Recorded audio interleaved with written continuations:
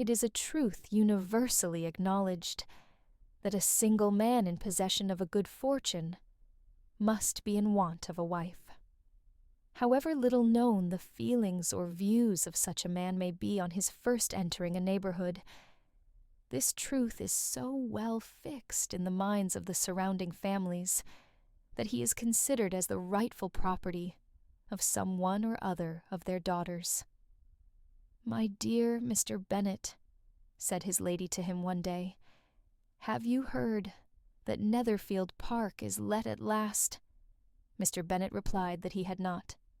"But it is," returned she, "for Mrs. Long has just been here, and she told me all about it."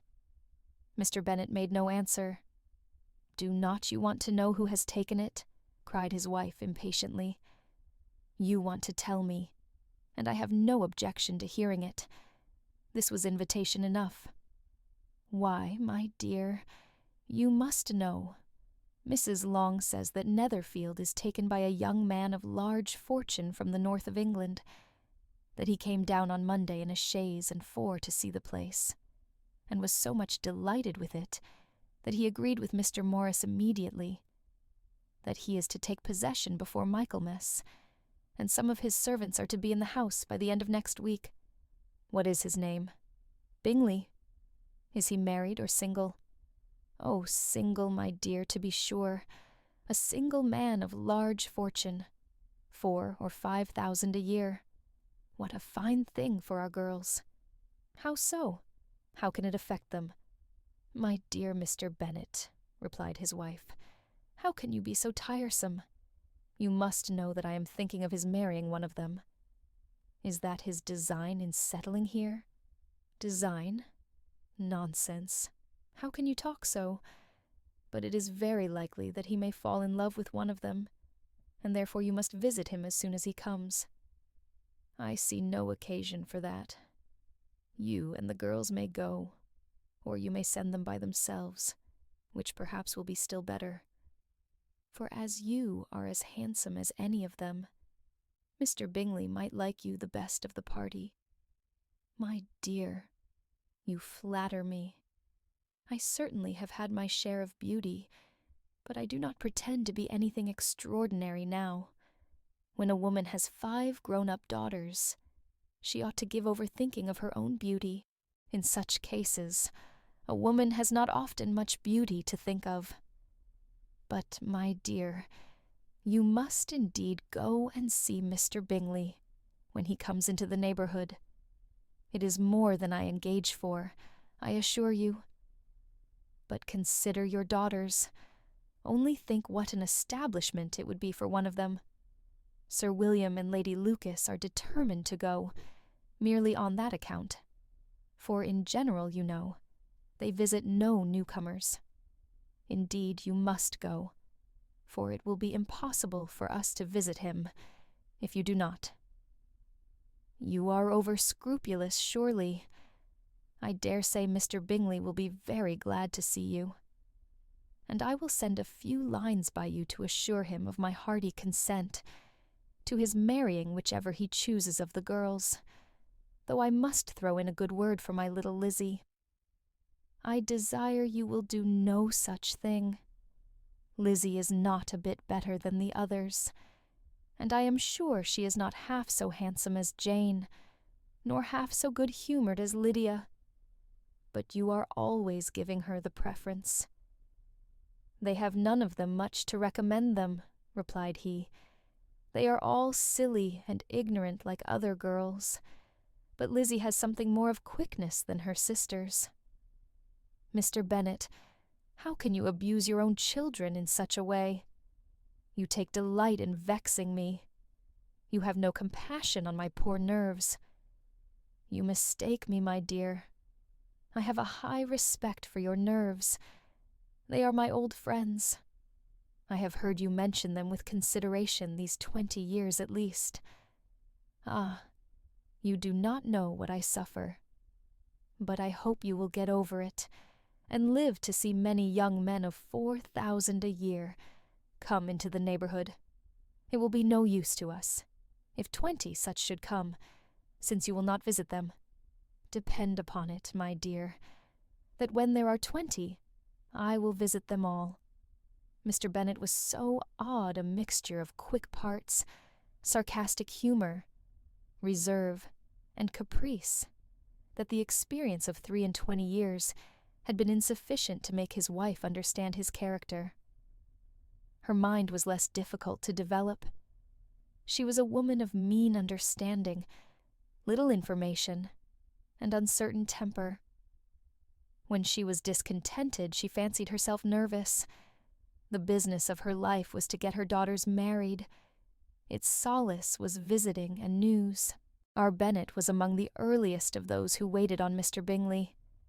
He had always intended to visit him, though to the last always assuring his wife that he should not go.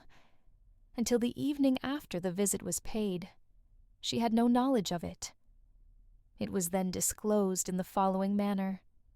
Observing his second daughter employed in trimming a hat, he suddenly addressed her with, "I hope Mr. Bingley will like it, Lizzie."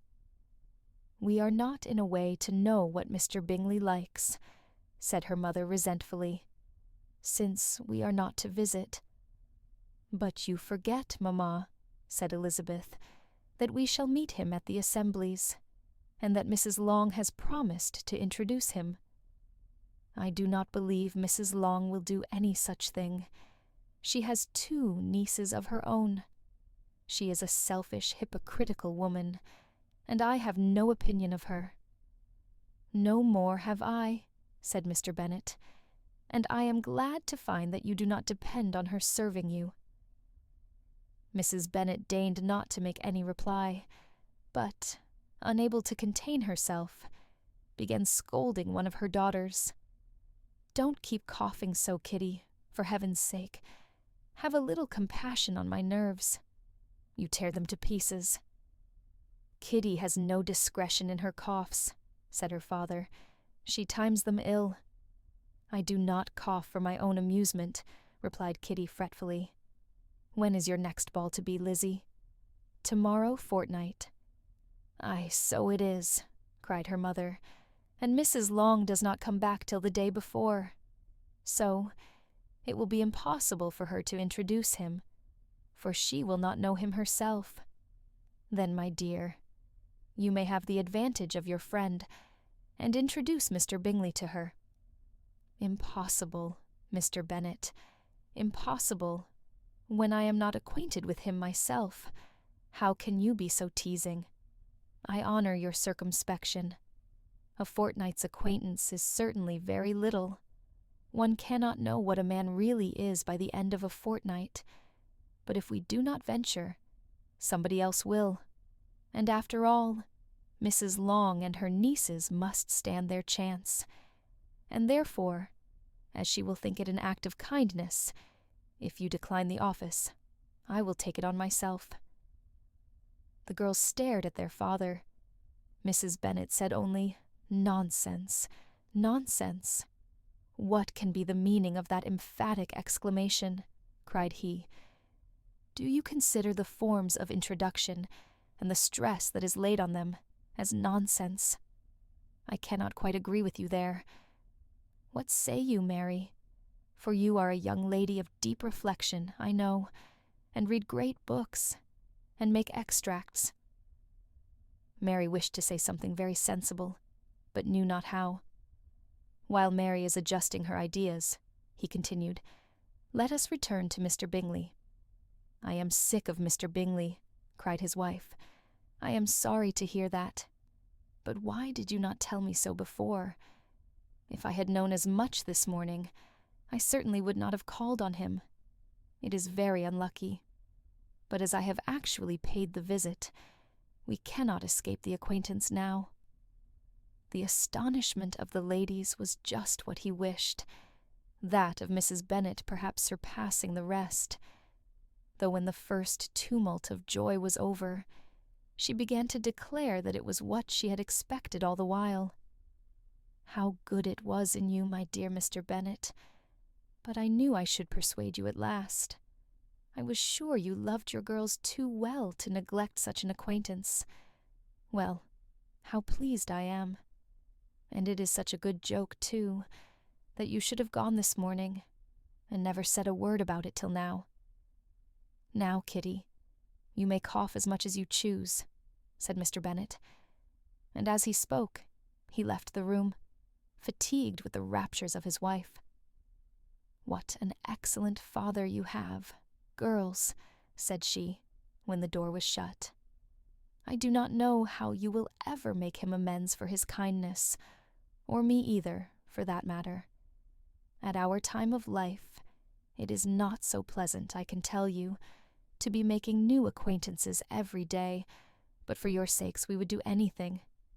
Lydia, my love, though you are the youngest, I dare say Mr. Bingley will dance with you at the next ball." "Oh," said Lydia stoutly, "I am not afraid, for though I am the youngest, I'm the tallest." The rest of the evening was spent in conjecturing how soon he would return Mr. Bennet's visit, and determining when they should ask him to dinner.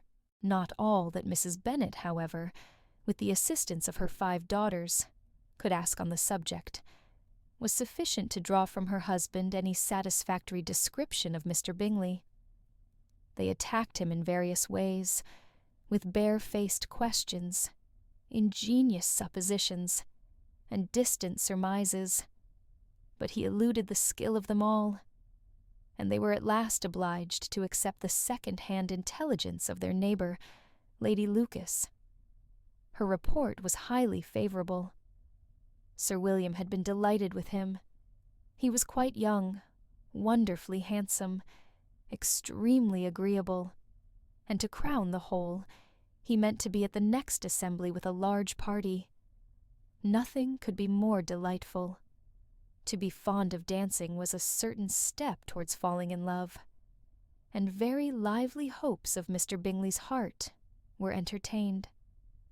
"If I can but see one of my daughters happily settled at Netherfield," said Mrs. Bennet to her husband, "and all the others equally well married, I shall have nothing to wish for."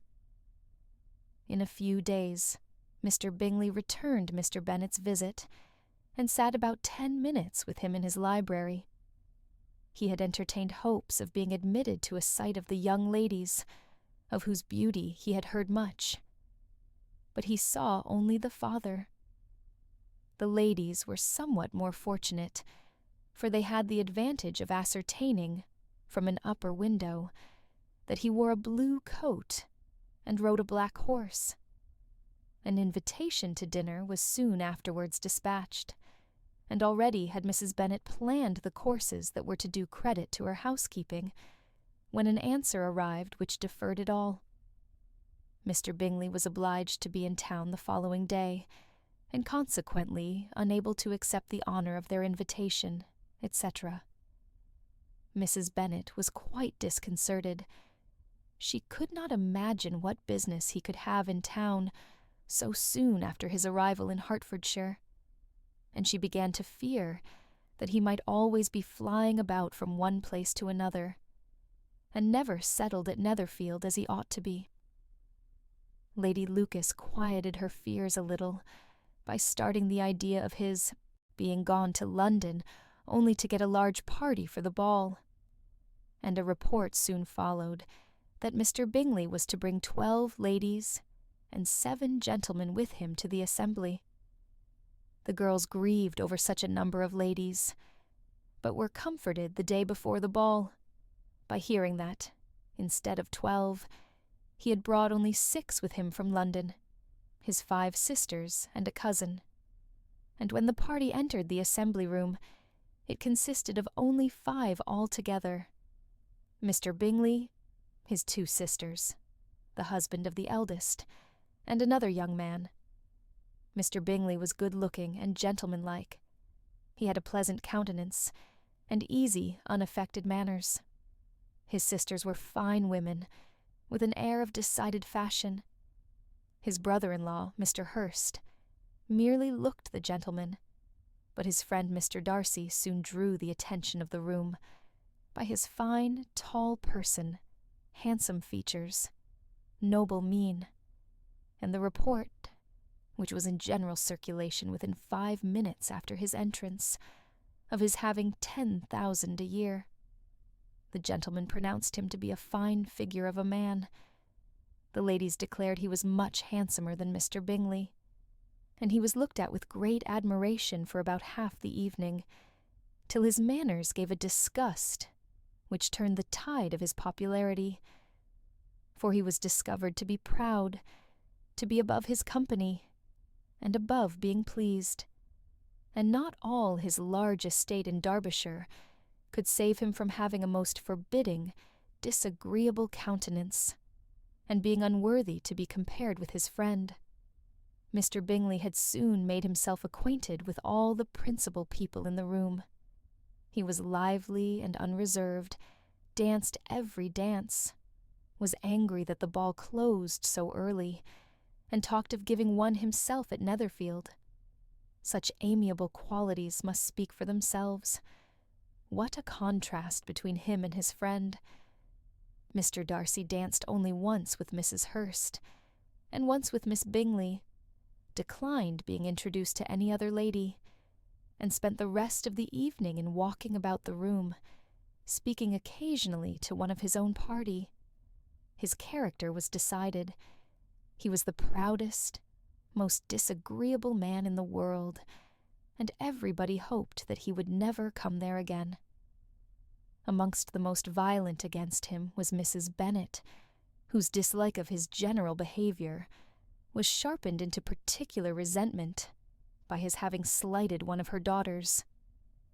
Elizabeth Bennet had been obliged, by the scarcity of gentlemen, to sit down for 2 dances, and during part of that time Mr. Darcy had been standing near enough for her to overhear a conversation between him and Mr. Bingley, who came from the dance for a few minutes, to press his friend to join it.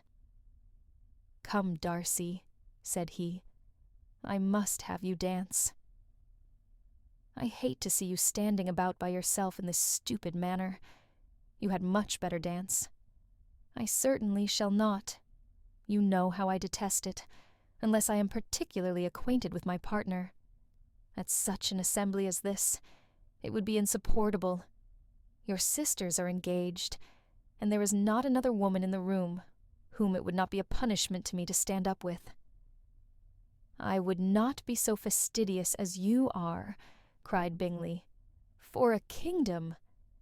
Upon my honour, I never met with so many pleasant girls in my life as I have this evening, and there are several of them, you see, uncommonly pretty."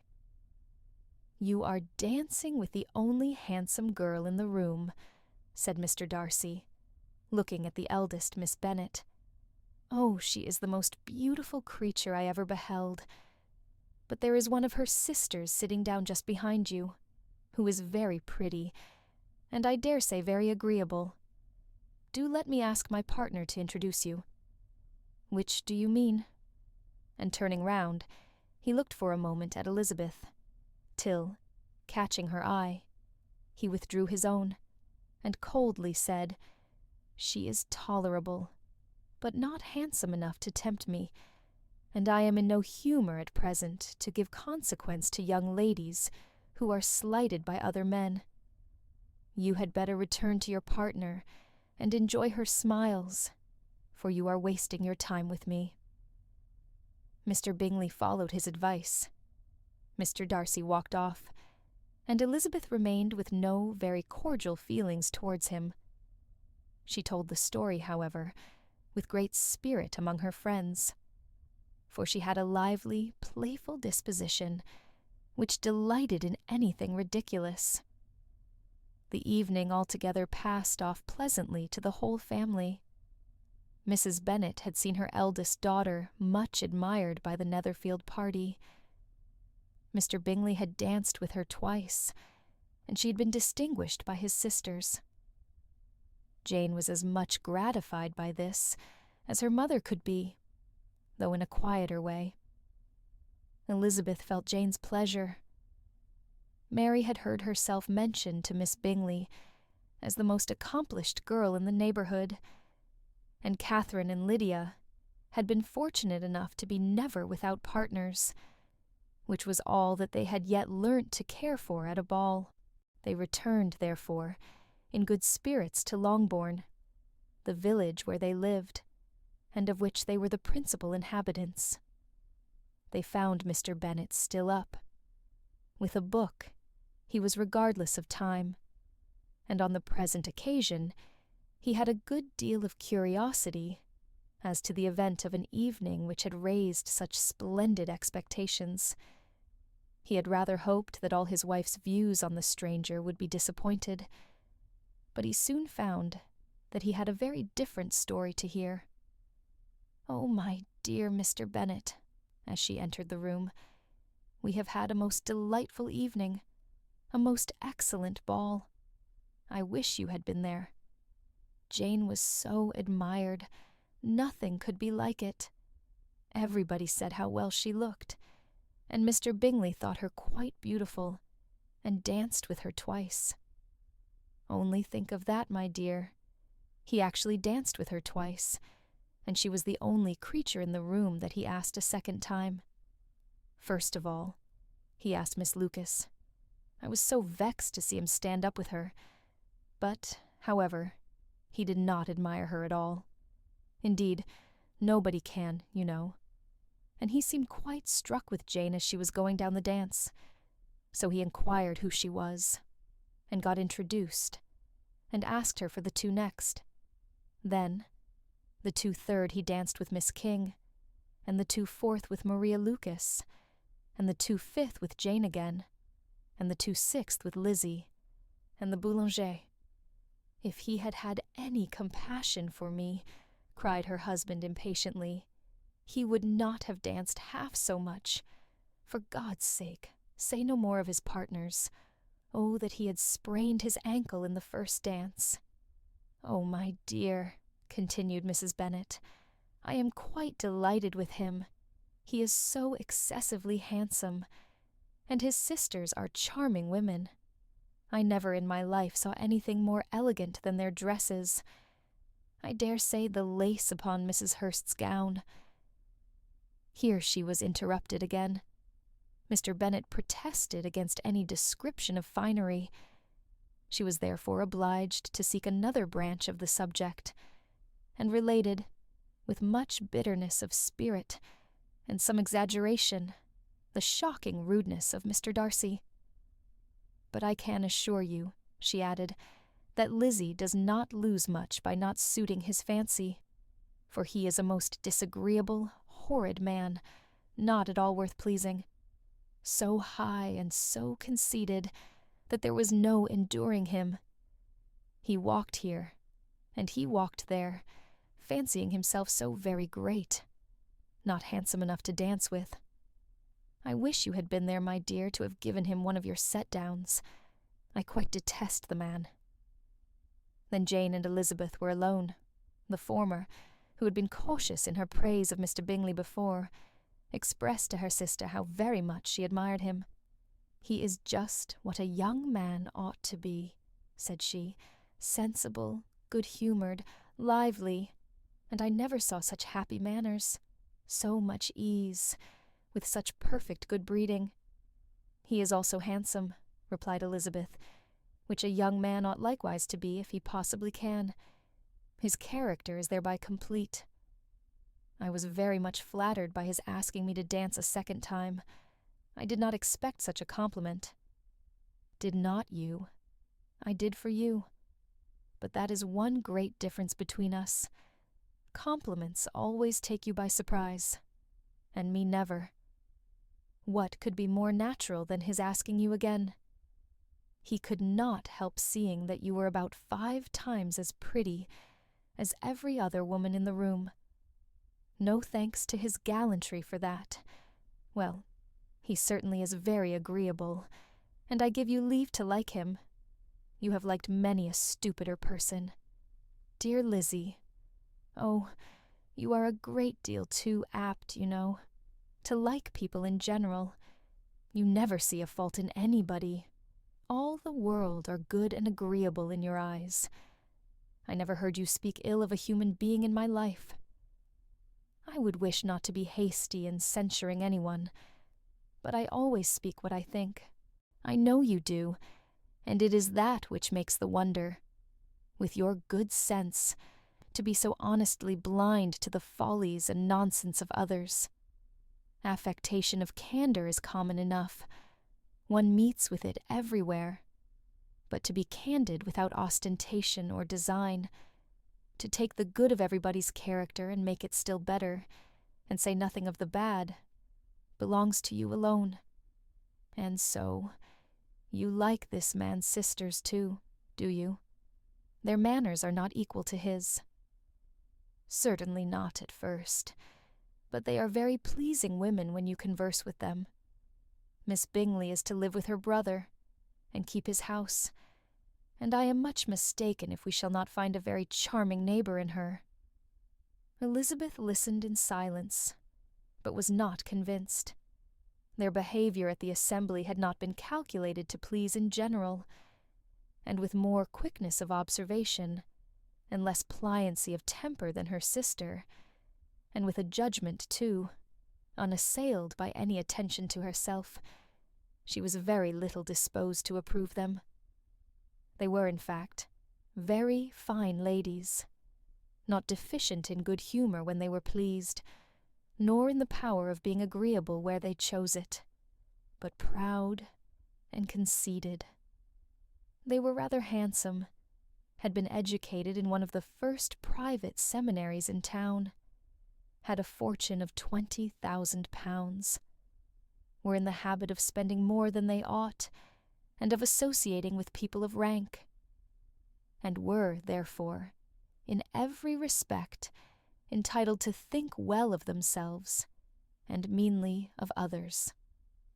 They were of a respectable family in the north of England, a circumstance more deeply impressed on their memories than that their brother's fortune and their own had been acquired by trade. Mr. Bingley inherited property to the amount of nearly £100,000 from his father, who had intended to purchase an estate, but did not live to do it. Mr. Bingley intended it likewise, and sometimes made choice of his county. But, as he was now provided with a good house and the liberty of a manor, it was doubtful to many of those who best knew the easiness of his temper whether he might not spend the remainder of his days at Netherfield, and leave the next generation to purchase. His sisters were very anxious for his having an estate of his own, but though he was now established only as a tenant, Miss Bingley was by no means unwilling to preside at his table, nor was Mrs. Hurst, who had married a man of more fashion than fortune, less disposed to consider his house as her home, when it suited her. Mr. Bingley had not been of age 2 years, when he was tempted by an accidental recommendation to look at Netherfield House. He did look at it, and into it, for half an hour, was pleased with the situation and the principal rooms, satisfied with what the owner said in its praise, and took it immediately. Between him and Darcy there was a very steady friendship, in spite of a great opposition of character. Bingley was endeared to Darcy by the easiness, openness, and ductility of his temper, though no disposition could offer a greater contrast to his own, and though with his own he never appeared dissatisfied. On the strength of Darcy's regard, Bingley had the firmest reliance, and of his judgment the highest opinion. In understanding, Darcy was the superior. Bingley was by no means deficient, but Darcy was clever. He was at the same time haughty, reserved, and fastidious, and his manners, though well-bred, were not inviting. In that respect his friend had greatly the advantage. Bingley was sure of being liked wherever he appeared. Darcy was continually giving offence. The manner in which they spoke of the Meryton assembly was sufficiently characteristic. Bingley had never met with pleasanter people or prettier girls in his life. everybody had been most kind and attentive to him. There had been no formality, no stiffness. He had soon felt acquainted with all the room, and as to Miss Bennet, he could not conceive an angel more beautiful. Darcy, on the contrary, had seen a collection of people in whom there was little beauty and no fashion, for none of whom he had felt the smallest interest, and from none received either attention or pleasure. Miss Bennet he acknowledged to be pretty, but she smiled too much. Mrs. Hurst and her sister allowed it to be so, but still they admired her and liked her, and pronounced her to be a sweet girl, and one whom they should not object to know more of. Miss Bennet was therefore established as a sweet girl, and their brother felt authorized by such commendation to think of her as he chose. Within a short walk of Longbourn lived a family with whom the Bennets were particularly intimate. Sir William Lucas had been formerly in trade in Meryton, where he had made a tolerable fortune, and risen to the honour of knighthood by an address to the king during his mayoralty. The distinction had, perhaps, been felt too strongly.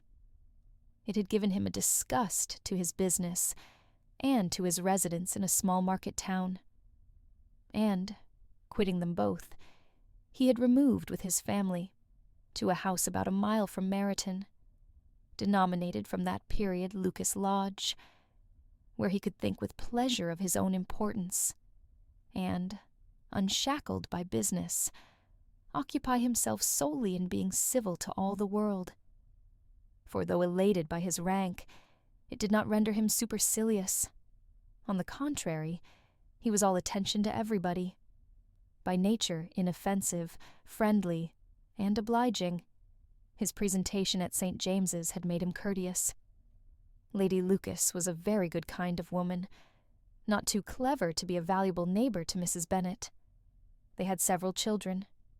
The eldest of them, a sensible, intelligent young woman, about 27, was Elizabeth's intimate friend. That the Miss Lucases and the Miss Bennets should meet to talk over a ball was absolutely necessary, and the morning after the assembly brought the former to Longbourn to hear and to communicate. "You began the evening well, Charlotte," said Mrs. Bennet, with civil self-command to Miss Lucas. "You were Mr. Bingley's first choice."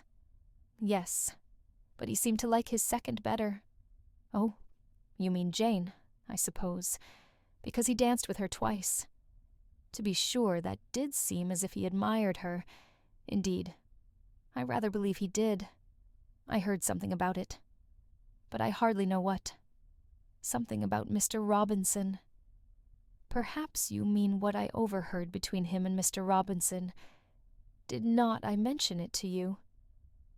Mr. Robinson's asking him how he liked our Meryton assemblies, and whether he did not think there were a great many pretty women in the room, and which he thought the prettiest.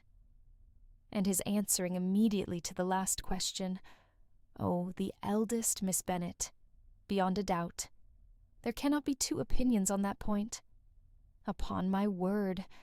Well, that was very decided indeed. That does seem as if. But however, it may all come to nothing, you know." "My overhearings were more to the purpose than yours, Eliza," said Charlotte. "Mr. Darcy is not so well worth listening to as his friend, is he? Poor Eliza! To be only just tolerable. I beg you will not put it into Lizzie's head to be vexed by his ill-treatment, for he is such a disagreeable man that it would be quite a misfortune to be liked by him. Mrs. Long told me last night that he sat close to her for half an hour, without once opening his lips." "Are you quite sure, ma'am? Is not there a little mistake?" said Jane. "I certainly saw Mr. Darcy speaking to her. Aye, because she asked him at last how he liked Netherfield, and he could not help answering her. But she said he seemed very angry at being spoke to. Miss Bingley told me," said Jane, that he never speaks much unless among his intimate acquaintance. With them, he is remarkably agreeable. I do not believe a word of it, my dear. If he had been so very agreeable, he would have talked to Mrs. Long. But I can guess how it was. Everybody says that he is eat up with pride, and I dare say he had heard somehow that Mrs. Long does not keep a carriage, and had to come to the ball in a hack chaise.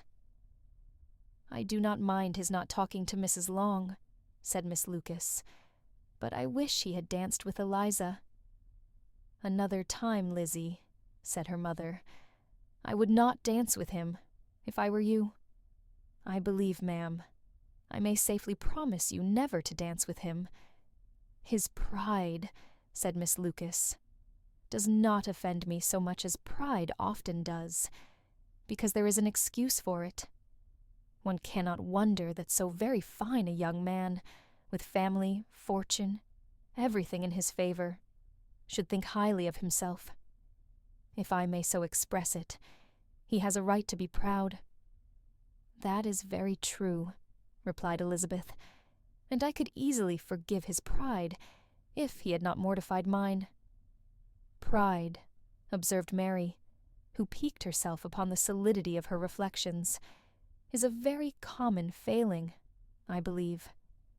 By all that I have ever read, I am convinced that it is very common indeed, that human nature is particularly prone to it, and that there are very few of us who do not cherish a feeling of self-complacency on the score of some quality or other, real or imaginary.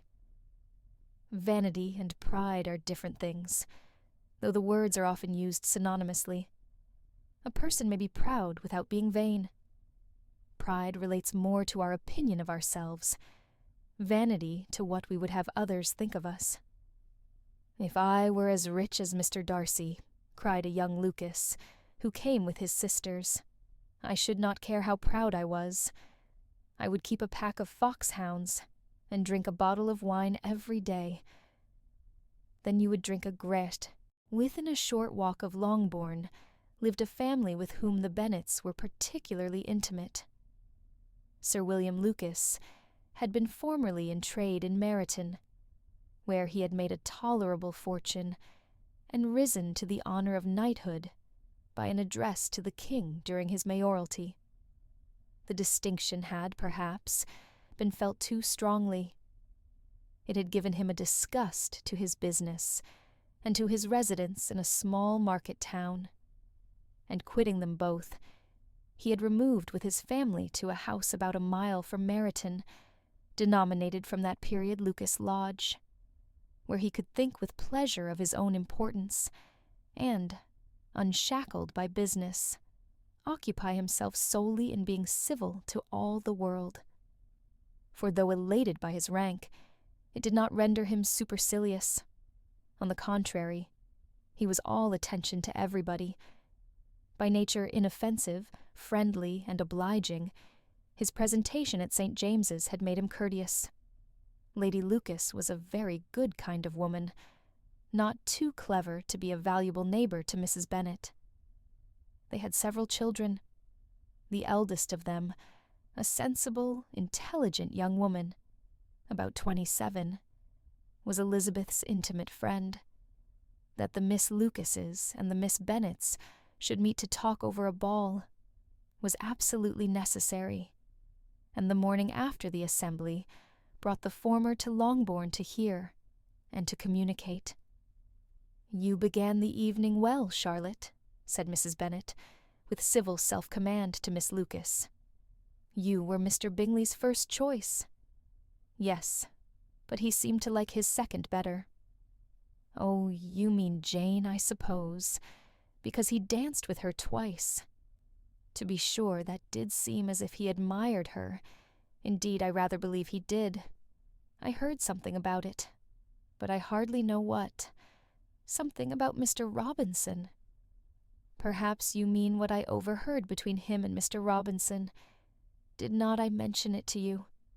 Mr. Robinson's asking him how he liked our Meryton assemblies, and whether he did not think there were a great many pretty women in the room, and which he thought the prettiest. And his answering immediately to the last question, "Oh, the eldest, Miss Bennet, beyond a doubt. There cannot be two opinions on that point." Upon my word. Well, that was very decided indeed. That does seem as if... But however, it may all come to nothing, you know. My overhearings were more to the purpose than yours, Eliza, said Charlotte. Mr. Darcy is not so well worth listening to as his friend, is he? Poor Eliza. To be only just tolerable. I beg you will not put it into Lizzie's head to be vexed by his ill treatment, for he is such a disagreeable man that it would be quite a misfortune to be liked by him. Mrs. Long told me last night that he sat close to her for half an hour, without once opening his lips. Are you quite sure, ma'am? Is not there a little mistake? Said Jane. I certainly saw Mr. Darcy speaking to her. Aye, because she asked him at last how he liked Netherfield, and he could not help answering her. But she said he seemed very angry at being spoke to. Miss Bingley told me, said Jane, that he never speaks much, unless among his intimate acquaintance. With them he is remarkably agreeable. I do not believe a word of it, my dear. If he had been so very agreeable, he would have talked to Mrs. Long. But I can guess how it was. Everybody says that he is eat up with pride, and I dare say he had heard somehow that Mrs. Long does not keep a carriage, and had to come to the ball in a hack chaise. I do not mind his not talking to Mrs. Long, said Miss Lucas, but I wish he had danced with Eliza. Another time, Lizzie, said her mother. I would not dance with him if I were you. I believe, ma'am, I may safely promise you never to dance with him. His pride, said Miss Lucas, does not offend me so much as pride often does, because there is an excuse for it. One cannot wonder that so very fine a young man, with family, fortune, everything in his favor, should think highly of himself. If I may so express it, he has a right to be proud. That is very true, replied Elizabeth, and I could easily forgive his pride, if he had not mortified mine. Pride, observed Mary, who piqued herself upon the solidity of her reflections, is a very common failing, I believe. By all that I have ever read, I am convinced that it is very common indeed, that human nature is particularly prone to it, and that there are very few of us who do not cherish a feeling of self-complacency on the score of some quality or other, real or imaginary. Vanity and pride are different things, though the words are often used synonymously.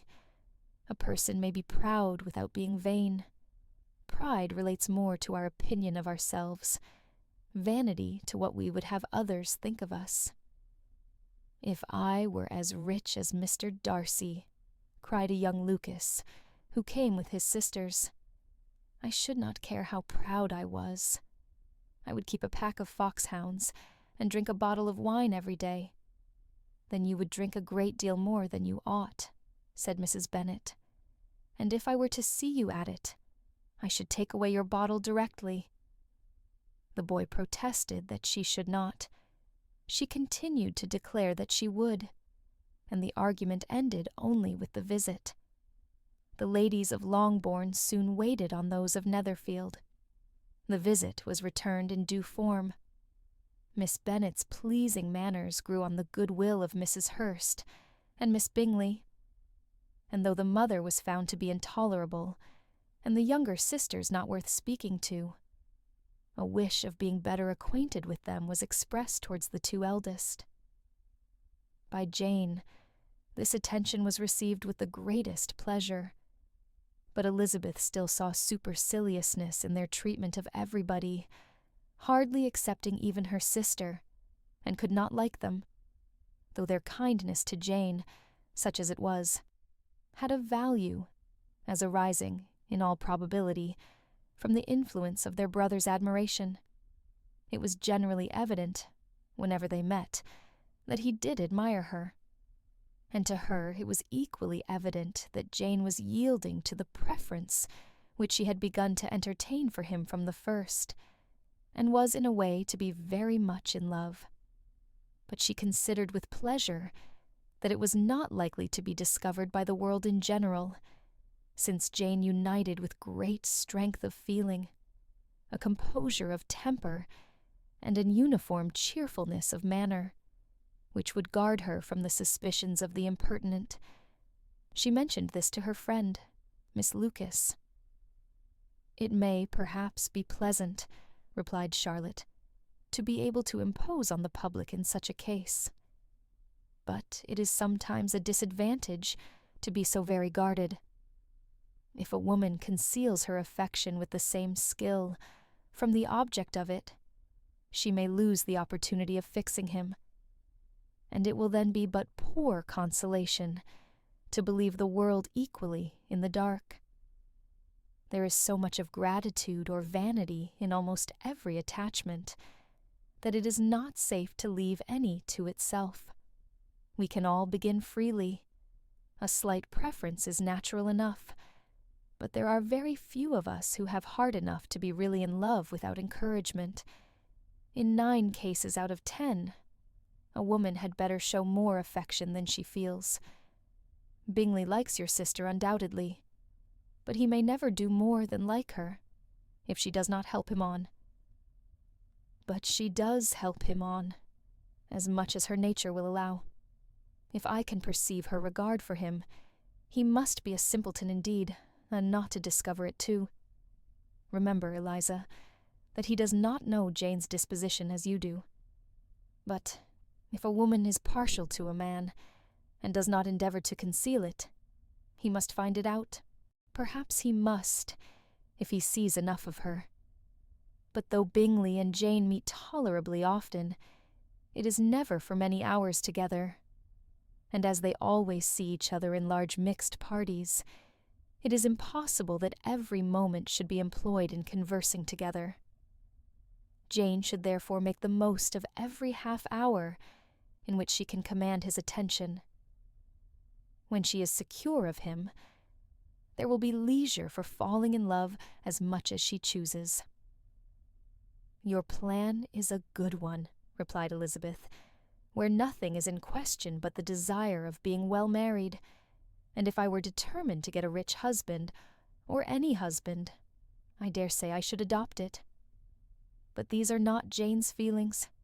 She is not acting by design.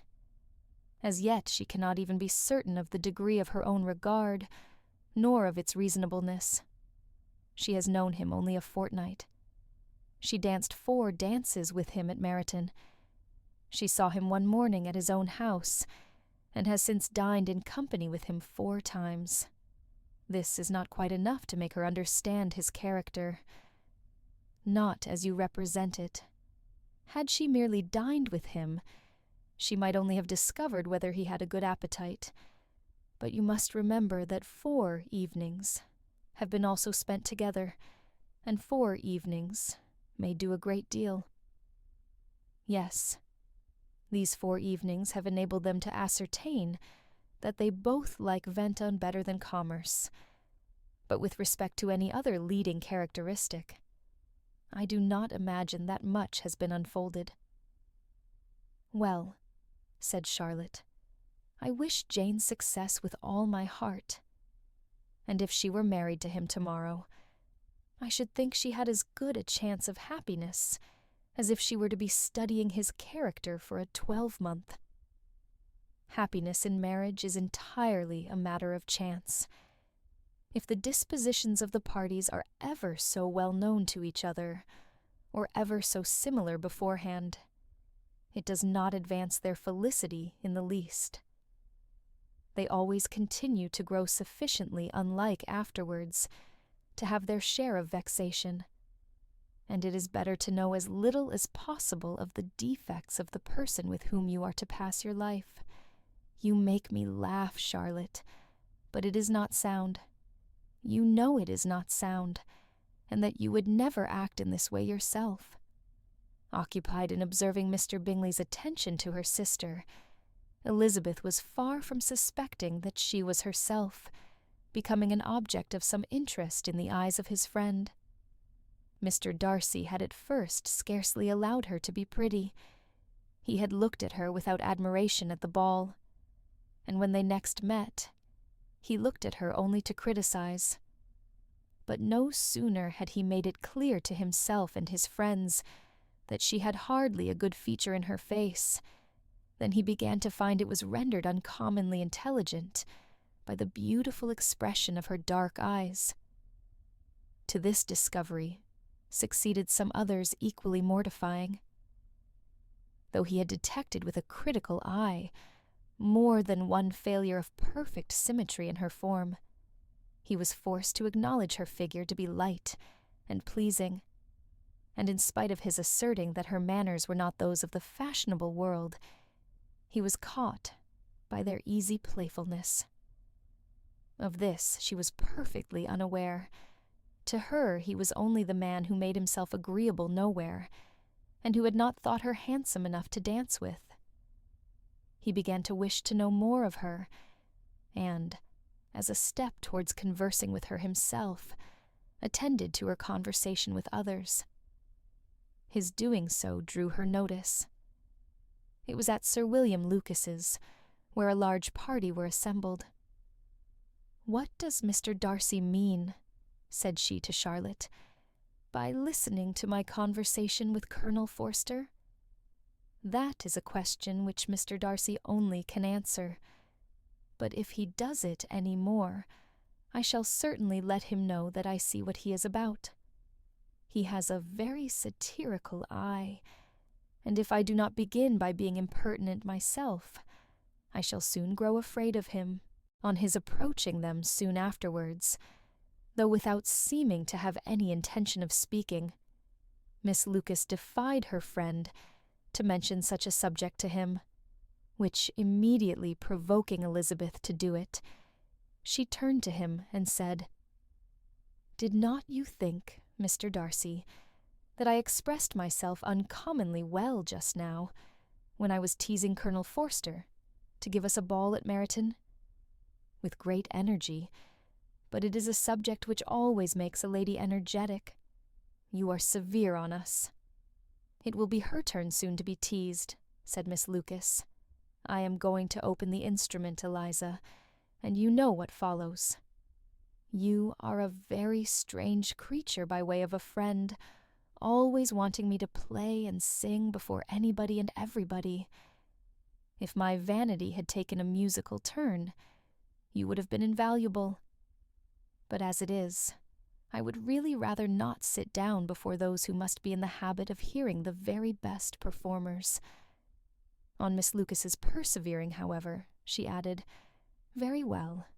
If it must be so, it must," and gravely glancing at Mr. Darcy, "There is a very fine old saying, which everybody here is of course familiar with, 'Keep your breath to cool your porridge,' and I shall keep mine to swell my song." Her performance was pleasing, though by no means capital.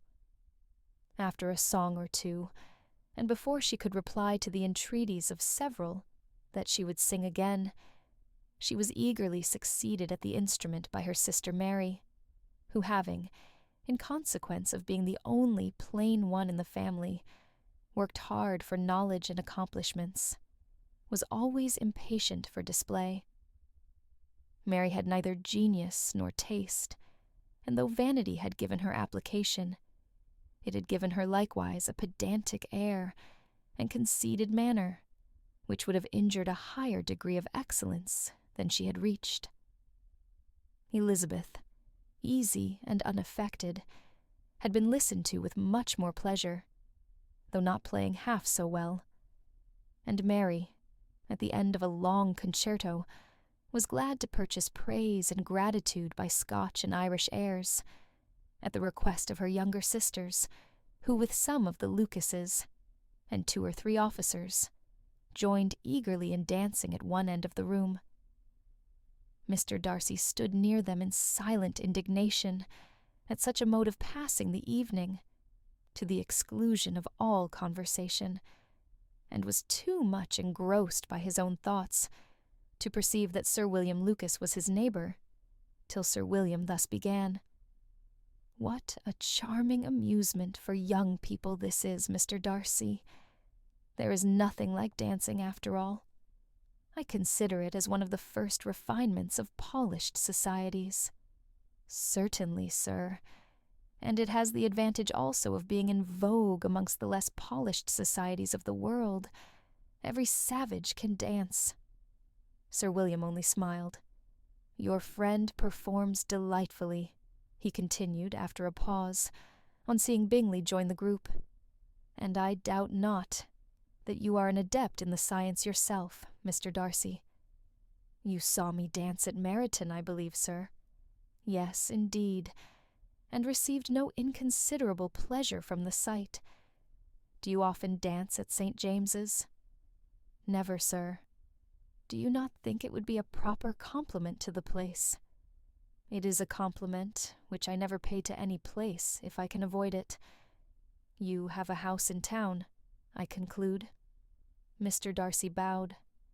"I had once some thoughts of fixing in town myself, for I am fond of superior society, but I did not feel quite certain that the air of London would agree with Lady Lucas." He paused in hopes of an answer, but his companion was not disposed to make any, and Elizabeth at that instant moving towards them, he was struck with the notion of doing a very gallant thing, and called out to her, "My dear Miss Eliza, why are not you dancing? Mr. Darcy, you must allow me to present this young lady to you as a very desirable partner. You cannot refuse to dance, I am sure, when so much beauty is before you." And taking her hand, he would have given it to Mr. Darcy, who, though extremely surprised, was not unwilling to receive it, when she instantly drew back, and said with some discomposure to Sir William, "Indeed, sir, I have not the least intention of dancing. I entreat you not to suppose that I moved this way in order to beg for a partner." Mr. Darcy, with grave propriety, requested to be allowed the honour of her hand, but in vain.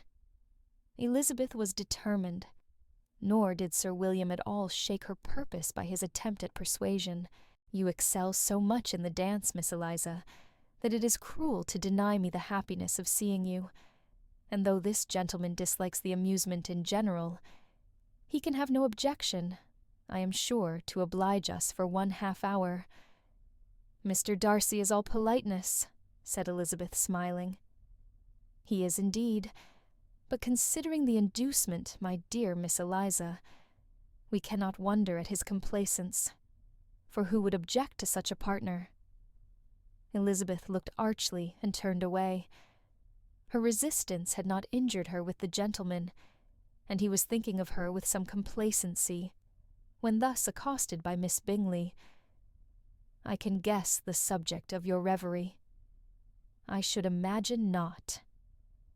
"You are considering how insupportable it would be to pass many evenings in this manner, in such society, and indeed, I am quite of your opinion. I was never more annoyed. The insipidity, and yet the noise, the nothingness, and yet the self-importance of all these people. What would I give to hear your strictures on them? Your conjecture is totally wrong, I assure you. My mind was more agreeably engaged. I have been meditating on the very great pleasure which a pair of fine eyes in the face of a pretty woman can bestow." Miss Bingley immediately fixed her eyes on his face, and desired he would tell her what lady had the credit of inspiring such reflections. Mr. Darcy replied, with great intrepidity, "Miss Elizabeth Bennet." "Miss Elizabeth Bennet," repeated Miss Bingley. "I am all astonishment. How long has she been such a favourite? And pray when am I to wish you joy? That is exactly the question which I expected you to ask. A lady's imagination is very rapid. It jumps from admiration to love, from love to matrimony, in a moment. I knew you would be wishing me joy. Nay, if you are so serious about it, I shall consider the matter as absolutely settled. You will have a charming mother-in-law indeed, and of course she will be always at Pemberley with you." He listened to her with perfect indifference, while she chose to entertain herself in this manner, and as his composure convinced her that all was safe, her wit flowed along. R. Bennet's property consisted almost entirely in an estate of 2,000 a year, which, unfortunately for his daughters, was entailed, in default of heirs male, on a distant relation, and their mother's fortune, though ample for her situation in life, could but ill supply the deficiency of his. Her father had been an attorney in Meryton, and had left her £4,000.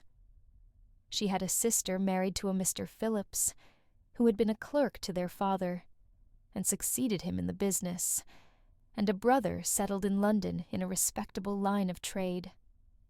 The village of Longbourn was only 1 mile from Meryton, a most convenient distance for the young ladies, who were usually tempted thither 3 or 4 times a week, to pay their duty to their aunt, and to a milliner's shop just over the way. The 2 youngest of the family, Catherine and Lydia, were particularly frequent in these attentions. Their minds were more vacant than their sisters', and when nothing better offered, a walk to Meryton was necessary to amuse their morning hours and furnish conversation for the evening. And, however bare of news the country in general might be, they always contrived to learn some from their aunt. At present, indeed, they were well supplied both with news and happiness by the recent arrival of a militia regiment in the neighbourhood. It was to remain the whole winter, and Meryton was the headquarters. Their visits to Mrs. Phillips were now productive of the most interesting intelligence.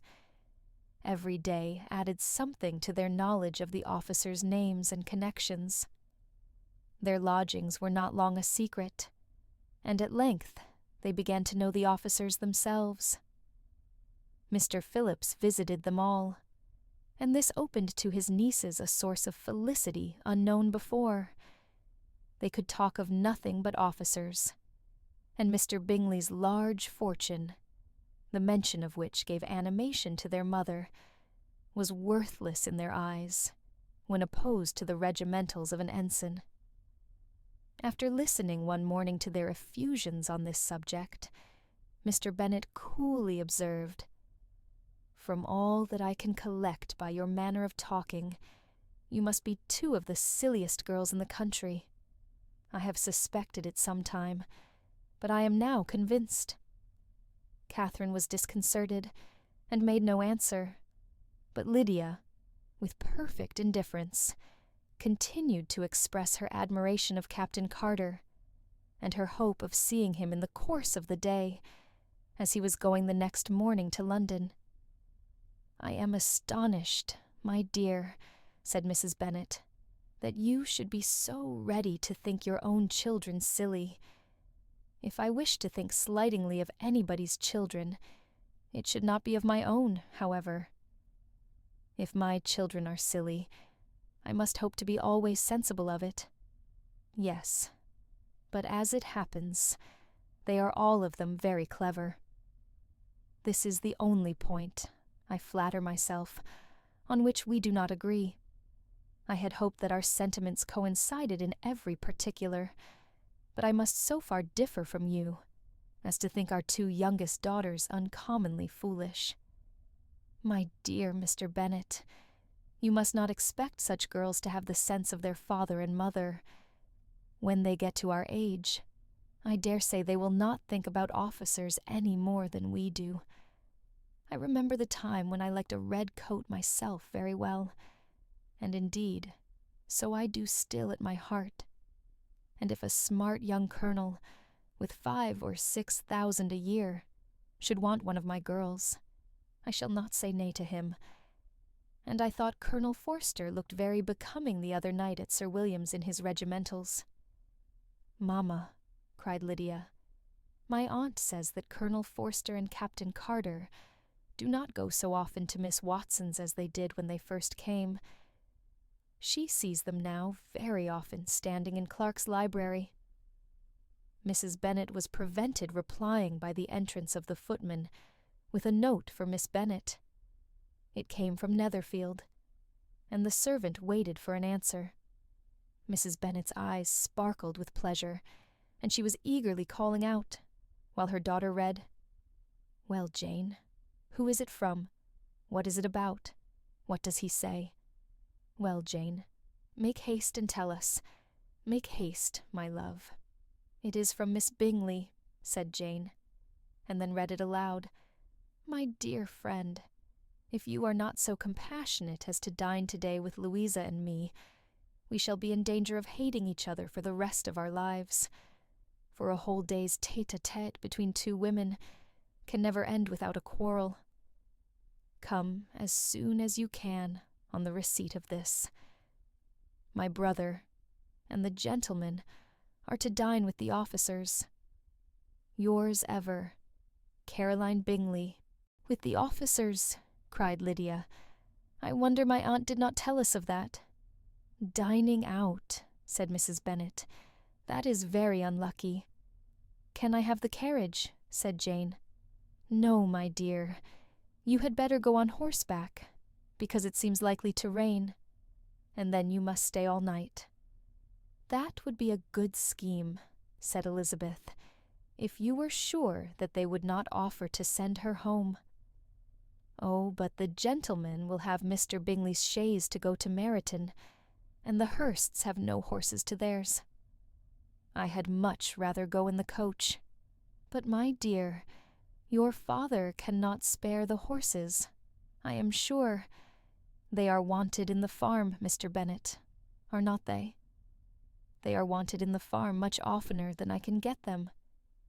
"But if you have got them today," said Elizabeth, "my mother's purpose will be answered." She did at last extort from her father an acknowledgment that the horses were engaged. Jane was therefore obliged to go on horseback, and her mother attended her to the door, with many cheerful prognostics of a bad day. Her hopes were answered. Jane had not been gone long before it rained hard. Her sisters were uneasy for her, but her mother was delighted. The rain continued the whole evening without intermission. Jane certainly could not come back. "This was a lucky idea of mine, indeed," said Mrs. Bennet, more than once, as if the credit of making it rain were all her own. Till the next morning, however, she was not aware of all the felicity of her contrivance. Breakfast was scarcely over, when a servant from Netherfield brought the following note for Elizabeth. "My dearest Lizzie, I find myself very unwell this morning, which, I suppose, is to be imputed to my getting wet through yesterday. My kind friends will not hear of my returning home till I am better. They insist also on my seeing Mr. Jones. Therefore do not be alarmed if you should hear of his having been to me, and, excepting a sore throat and a headache, there is not much the matter with me. Yours, etc." "Well, my dear," said Mr. Bennet, when Elizabeth had read the note aloud, "if your daughter should have a dangerous fit of illness, if she should die, it would be a comfort to know that it was all in pursuit of Mr. Bingley, and under your orders. Oh, I am not at all afraid of her dying. People do not die of little trifling colds. She will be taken good care of. As long as she stays there, it is all very well. I would go and see her if I could have the carriage."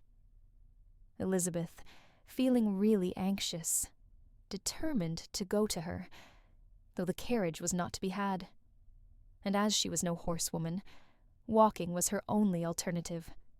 She declared her resolution. "How can you be so silly?"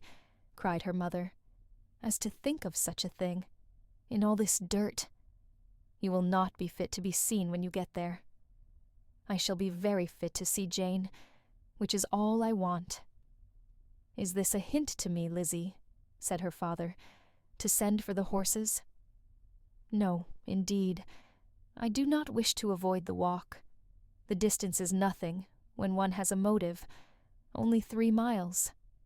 I shall be back by dinner." "I admire the activity of your benevolence," observed Mary, "but every impulse of feeling should be guided by reason, and, in my opinion, exertion should always be in proportion to what is required. We will go as far as Meryton with you," said Catherine and Lydia. Elizabeth accepted their company, and the 3 young ladies set off together.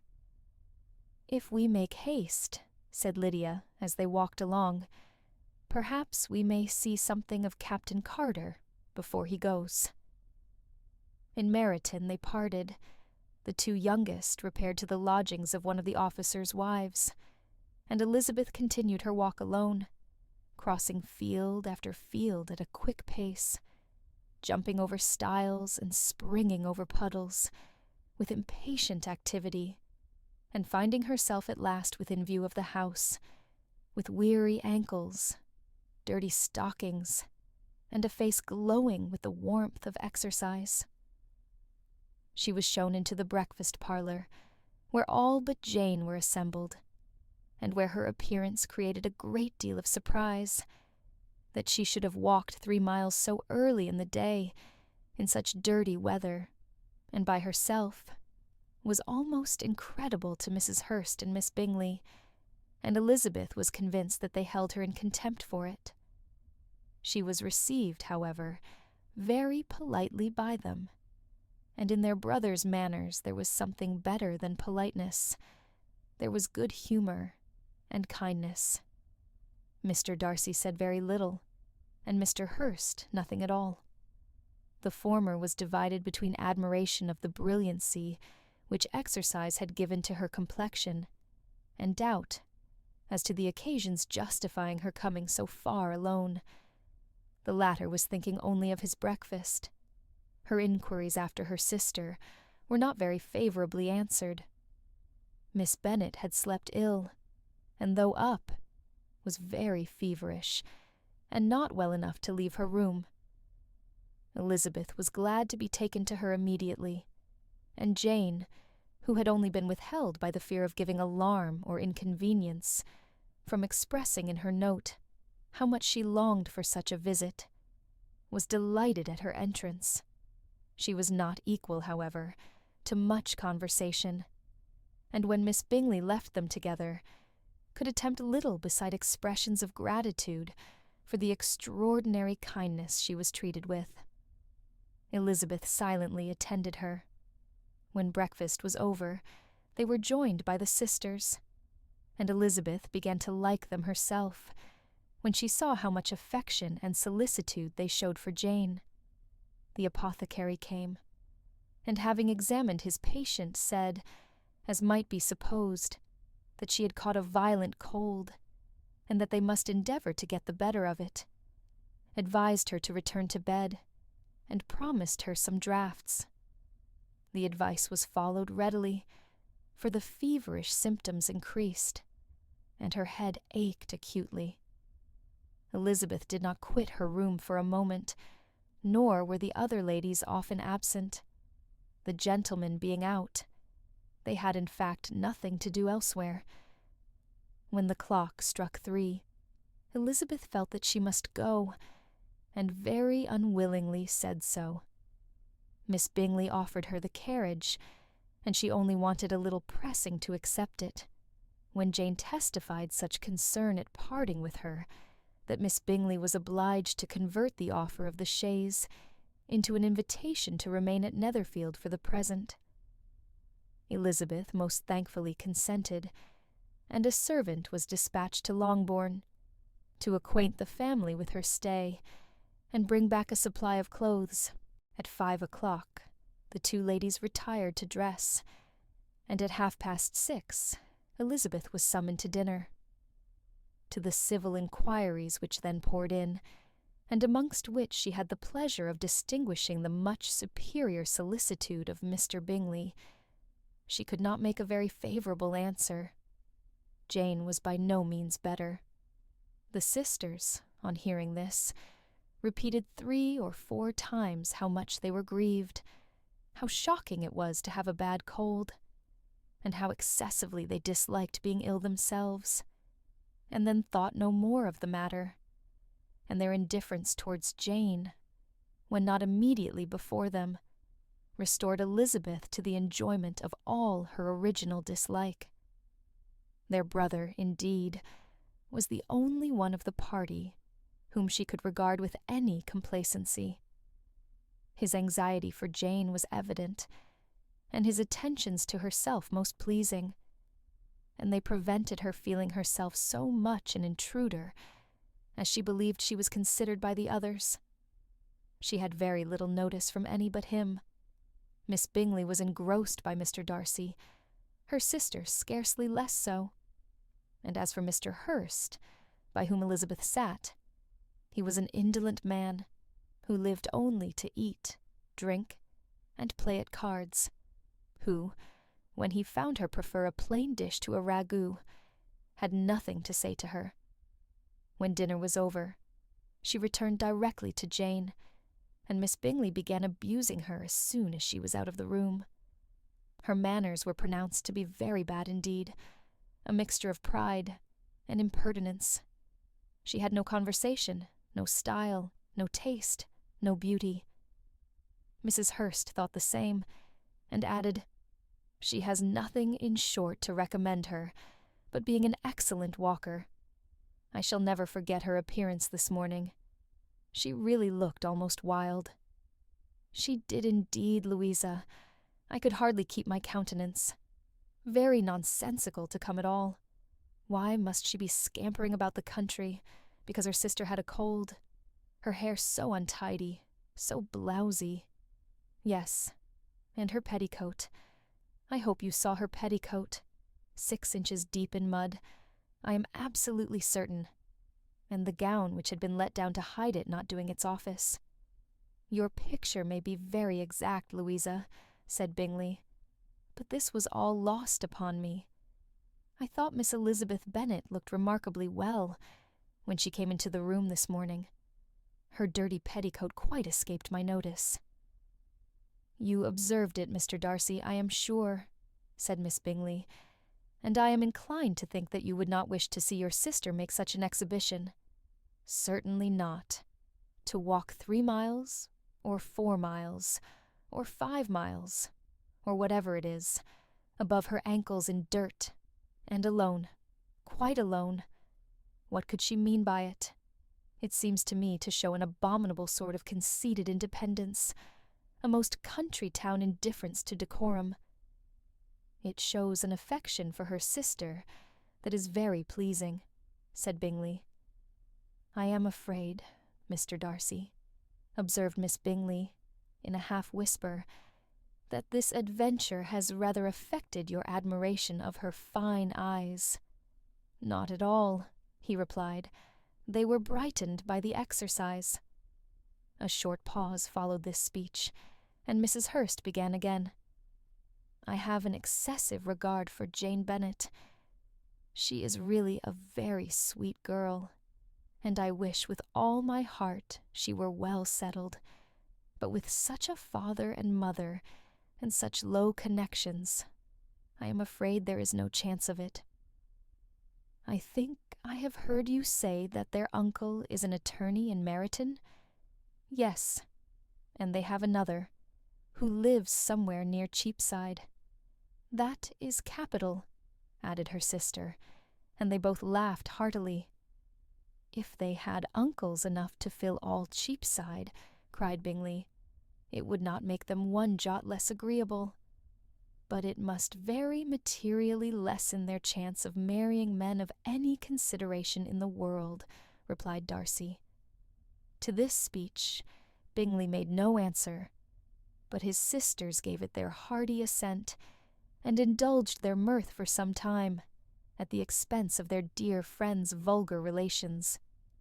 With a renewal of tenderness, however, they repaired to her room on leaving the dining parlour, and sat with her till summoned to coffee. She was still very poorly, and Elizabeth would not quit her at all, till late in the evening, when she had the comfort of seeing her asleep, and when it appeared to her rather right than pleasant that she should go downstairs herself. On entering the drawing-room, she found the whole party at loo, and was immediately invited to join them. But suspecting them to be playing high, she declined it, and making her sister the excuse, said she would amuse herself, for the short time she could stay below, with a book. Mr. Hurst looked at her with astonishment. "Do you prefer reading to cards?" said he. "That is rather singular." "Miss Eliza Bennet," said Miss Bingley, "despises cards. She is a great reader, and has no pleasure in anything else." "I deserve neither such praise nor such censure," cried Elizabeth. "I am not a great reader, and I have pleasure in many things." "In nursing your sister I am sure you have pleasure," said Bingley, "and I hope it will soon be increased by seeing her quite well." Elizabeth thanked him from her heart, and then walked towards a table where a few books were lying. He immediately offered to fetch her others, all that his library afforded. "And I wish my collection were larger for your benefit, and my own credit. But I am an idle fellow, and though I have not many, I have more than I ever looked into." Elizabeth assured him that she could suit herself perfectly with those in the room. "I am astonished," said Miss Bingley, "that my father should have left so small a collection of books. What a delightful library you have at Pemberley, Mr. Darcy." "It ought to be good," he replied. "It has been the work of many generations. And then, you have added so much to it yourself. You are always buying books. I cannot comprehend the neglect of a family library in such days as these. Neglect! I am sure you neglect nothing that can add to the beauties of that noble place. Charles, when you build your house, I wish it may be half as delightful as Pemberley. I wish it may. But I would really advise you to make your purchase in that neighbourhood, and take Pemberley for a kind of model. There is not a finer county in England than Derbyshire. With all my heart, I will buy Pemberley itself, if Darcy will sell it. I am talking of possibilities, Charles. Upon my word, Caroline, I should think it more possible to get Pemberley by purchase than by imitation." Elizabeth was so much caught by what passed as to leave her very little attention for her book, and soon laying it wholly aside, she drew near the card-table, and stationed herself between Mr. Bingley and his eldest sister to observe the game. "Is Miss Darcy much grown since the spring?" said Miss Bingley. "Will she be as tall as I am? I think she will. She is now about Miss Elizabeth Bennet's height, or rather taller. How I long to see her again! I never met with anybody who delighted me so much. Such a countenance, such manners, and so extremely accomplished for her age. Her performance on the pianoforte is exquisite." "It is amazing to me," said Bingley, "how young ladies can have patience to be so very accomplished as they all are." "All young ladies accomplished? My dear Charles, what do you mean?" "Yes, all of them, I think. They all paint tables, cover screens, and net purses. I scarcely know anyone who cannot do all this, and I am sure I never heard a young lady spoken of for the first time without being informed that she was very accomplished." "Your list of the common extent of accomplishments," said Darcy, "has too much truth. The word is applied to many a woman who deserves it no otherwise than by netting a purse or covering a screen. but I am very far 51 from agreeing with you in your estimation of ladies in general. I cannot boast of knowing more than half a dozen in the whole range of my acquaintance that are really accomplished. Nor I am sure, said Miss Bingley.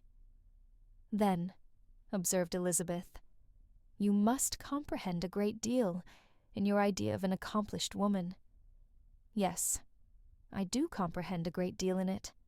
Oh, certainly, cried his faithful assistant. No one can be really esteemed accomplished who does not greatly surpass what is usually met with. A woman must have a thorough knowledge of music, singing, drawing, dancing, and the modern languages to deserve the word. And besides all this, she must possess a certain something in her air and manner of walking, the tone of her voice, her address and expressions, or the word will be but half deserved. All this she must possess, added Darcy, and to all she must yet add something more substantial in the improvement of her mind by extensive reading. I am no longer surprised at your knowing only 6 accomplished women. I rather wonder now at your knowing any. Are you so severe upon your own sex as to doubt the possibility of all this? I never saw such a woman. I never saw such capacity, and taste, and application, and elegance as you describe, united. Mrs. Hurst and Miss Bingley both cried out against the injustice of her implied doubt, and were both protesting that they knew many women who answered this description, when Mr. Hurst called them to order, with bitter complaints of their inattention to what was going forward. As all conversation was thereby at an end, Elizabeth soon afterwards left the room. "Eliza Bennet," said Miss Bingley, when the door was closed on her, "is one of those young ladies who seek to recommend themselves to the other sex by undervaluing their own, and with many men, I dare say, it succeeds. But, in my opinion, it is a paltry device, a very mean art." "Undoubtedly," replied Darcy, to whom this remark was chiefly addressed. "There is meanness in all the arts which ladies sometimes condescend to employ for captivation. Whatever bears affinity to cunning is despicable." Miss Bingley was not so entirely satisfied with this reply as to continue the subject. Elizabeth joined them again, only to say that her sister was worse, and that she could not leave her. Bingley urged Mr. Jones's being sent for immediately, while his sisters, convinced that no country advice could be of any service, recommended an express to town for one of the most eminent physicians. This she would not hear of, but she was not so unwilling to comply with their brother's proposal, and it was settled that Mr. Jones should be sent for early in the morning, if Miss Bennet were not decidedly better. Bingley was quite uncomfortable. His sisters declared that they were miserable. They solaced their wretchedness, however, by duets after supper, while he could find no better relief to his feelings than by giving his housekeeper directions that every possible attention might be paid to the sick lady and her sister.